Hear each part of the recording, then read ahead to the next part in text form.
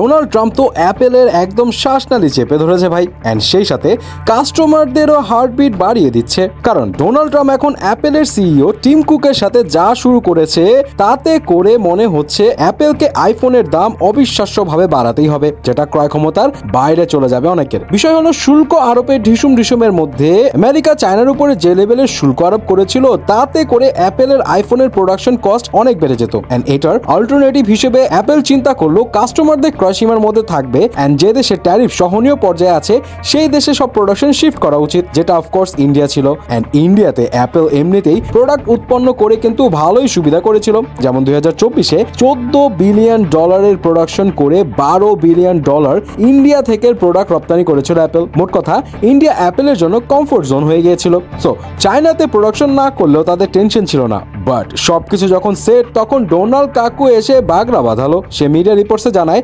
সম্প্রতি সে টিম কুকের সাথে কথা বলেছে এন্ড টিম কুককে সাফ জানিয়ে দিয়েছে ইন্ডিয়াতে অ্যাপেলের প্রোডাকশন হোক, এইটা সে চায় না। কারণ তার কাছে মনে হয় অ্যাপেল যে $500 বিলিয়ন ইনভেস্ট ইউএসএ তে করতে চেয়েছিল সেইটা আলটিমেটলি ইন্ডিয়াতে চলে যাবে। এন্ড তাই সে টিম কুককে বলেছে ইন্ডিয়ার যদি খেয়াল রাখা তোমার এতই প্রয়োজন হয় তাহলে চালায় যাও ইন্ডিয়াতে প্রোডাকশন, কিন্তু আমি এইটাতে খুশি হব না। এখন জলে বাস করে কুমিরের সাথে লড়তে যাবে কে বস? সো যদি এখন ডোনাল্ড ট্রাম্পকে খুশি করার জন্য অ্যাপেলকে ইউএসএ তে আইফোনের ম্যানুফ্যাকচার করতে হলে এটা যেমন সময় সাপেক্ষ ব্যাপার হয়ে দাঁড়াবে, একইভাবে এটার প্রাইস অনেক বেড়ে যাবে। কারণ ইউএসএ তে শ্রমিক খরচ ইন্ডিয়ার থেকে 70 to 80% বেশি। সো যে আইফোনের দাম এখন $1000 সেইটা তখন হয়ে যাবে $3000, মানে 3 লাখ টাকা। এন্ড অফকোর্স এত দাম বাড়লে আইফোন কাস্টমার হারাবে অনেক। সো অ্যাপেলের কাছে এখন দুই দিকেই বিপদ, কি করবে দেখা যাক।